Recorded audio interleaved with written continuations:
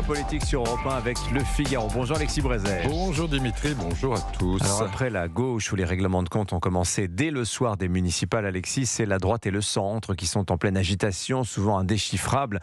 Pouvez-vous éclairer notre lanterne ?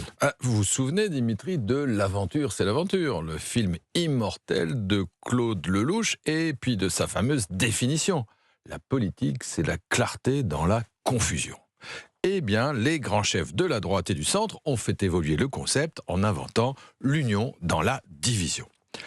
Parce que après ces municipales marquées par l'enracinement du RN et la percée de LFI, tout le monde a fini par comprendre que si la myriade de partis, de sous-partis, de courants, de sous-courants qui occupent l'espace politique, compris entre ces deux pôles d'aimantation, s'ils présentaient chacun son candidat au premier tour de l'élection présidentielle, eh bien le second tour se jouerait inévitablement entre d'un côté Jordan Bardella ou Marine Le Pen et de l'autre Jean-Luc Mélenchon. Donc, tout le monde en a déduit qu'il fallait s'unir, tout le monde proclame la nécessité de l'union, et tout le monde se déchire à belles dents sur la forme, le calendrier, les modalités de cette union. Laurent Wauquiez pour un rassemblement qui irait d'Édouard Philippe à Sark-Nafo. Gérald Darmanin pour une alliance de Bruno Retailleau à Gabriel Attal, voire avec les socialistes modérés. Bruno Retailleau ne jure que par une candidature purement LR. David Lisnard veut une primaire de la droite sans le centre.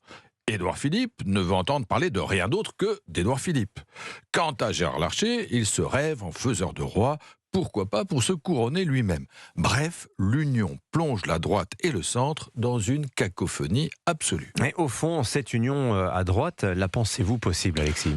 Tout dépend, Dimitri, de quelle union on parle. La très grande union dont rêvent certains stratèges en chambre. Vous savez, ce gloubi-boulga qui engloberait tout ce qui va de la gauche de Marine Le Pen à la droite d'Olivier Faure. Ça n'a aucune chance d'advenir.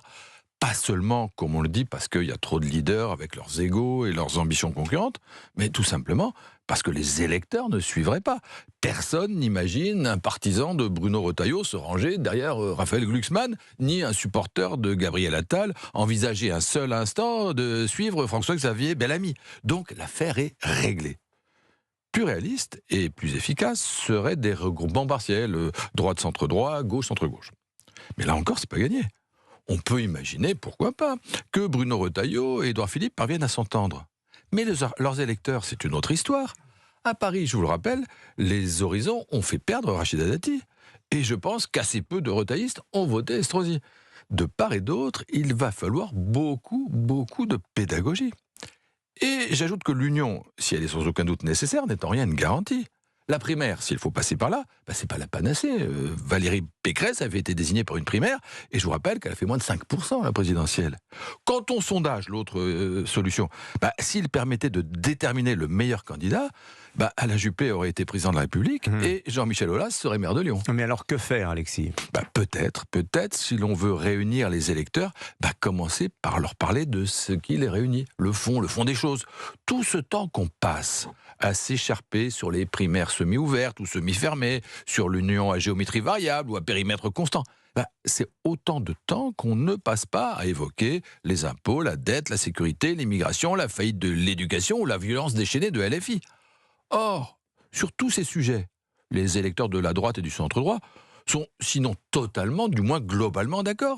Et ça les motiverait sûrement davantage que des discussions d'appareil dont l'unique perspective semble devoir être de perpétuer un macronisme unanimement rejeté autour de candidats qui n'ont pas toujours les qualités de charisme et d'énergie du candidat Macron.